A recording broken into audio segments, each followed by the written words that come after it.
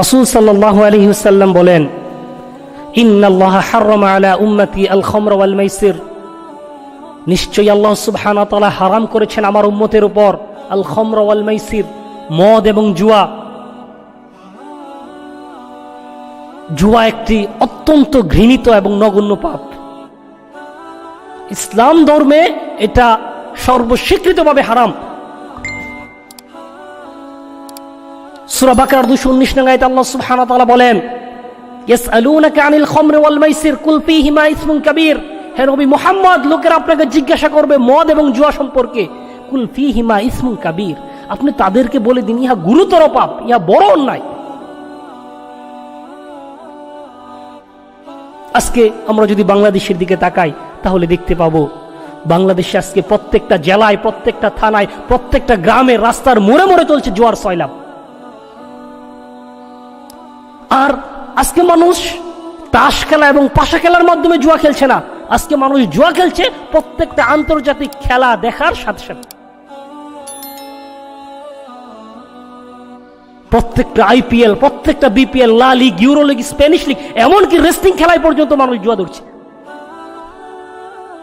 আরে জুয়া খেলা তো পরের কথা। রাসূল সাল্লাল্লাহু আলাইহি সাল্লাম বলেন, মান ক্বালা লিসাহিবিহি তাআল উকামিরকা ফালিয়াতাসাদদাক, তোমাদের কেউ যদি তার সঙ্গীকে বলে এসো জুয়া খেলি, জুয়ার প্রস্তাব করে, ফালিয়াতাসাদদাক, তাহলে সেই ব্যক্তি যেন সদকা করে। খেলা তো অনেক পরের কথা, হাদিস সহিহ বুখারী। খেলা তো অনেক দূরের কথা, জুয়ার প্রস্তাব করলেই সেই ব্যক্তি যেন সদকা করে। আর আজকে আপনি জুয়া খেলার মাধ্যমে কতটুকু এডিক্টেড, কতটুকু নেশাগ্রস্ত হচ্ছেন। আপনি এতটাই নেশাগ্রস্ত হচ্ছেন যে মেসি তার ফুটবল খেলার মাঠে ততটুকু গুরুত্ব দিচ্ছে না যতটুকু গুরুত্ব আপনি তার খেলা দেখে দিচ্ছেন। মাশরাফি তার বল হাতে নিয়ে ততটা চিন্তিত নয় যতটা চিন্তিত আপনি। সাকিব আল হাসান তার ব্যাটিং ততটা গুরুত্ব দিচ্ছে না যতটা গুরুত্ব দিচ্ছেন আপনি।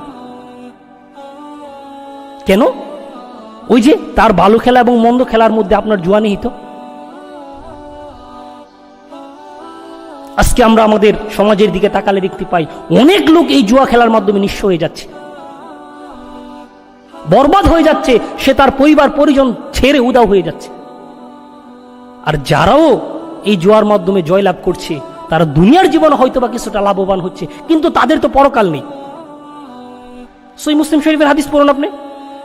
আল্লাহর নবী বলেন, ইন্নাল্লাহা তাইয়্যিব লা ইয়াকবালু ইল্লা তাইয়্যিবা, নিশ্চয় আল্লাহ সুবহানাহু ওয়া তাআলা পবিত্র, তিনি পবিত্র ছাড়া অন্য কোনো কিছুকে গ্রহণই করেন।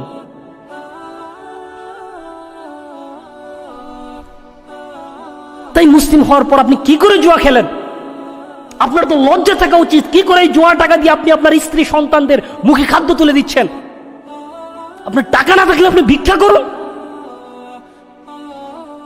আরে যে ব্যক্তি রাস্তার ধারে ভিক্ষা করে তার শরীর জাহান্নামে যাবে আল্লাহ নবী বলেননি, কিন্তু আপনি জুয়াখোর, আপনার শরীর জাহান্নামে যাবে আল্লাহ নবী বলেছেন। মুসনাদ আহমদ ও বাইহাকীর হাদিস পড়ুন। আল্লাহ নবী বলেন, লা ইয়াদখুলুল জান্নাতা লাহমুন নাবাতা মিনাস সুহত ওয়া কুল্লু লাহমিন নাবাতা মিনাস সুহতি কানাতিন নারু আউলা বি। ওই শরীর জান্নাতে প্রবেশ করবে না যেই শরীর হারাম দ্বারা গঠিত। ওয়া কুল্লু লাহমিন নাবাতা মিনাস সুহতি কানাতিন নারু আউলা বি। আর যেই শরীর হারাম দ্বারা গঠিত সেই শরীর জাহান্নামের জন্যই বেশি উপযুক্ত। আপনার শরীর, আপনার শরীরে প্রত্যেকটা রক্তবিন্দু হারাম দ্বারা গঠিত হচ্ছে এই জুয়ার মাধ্যমে।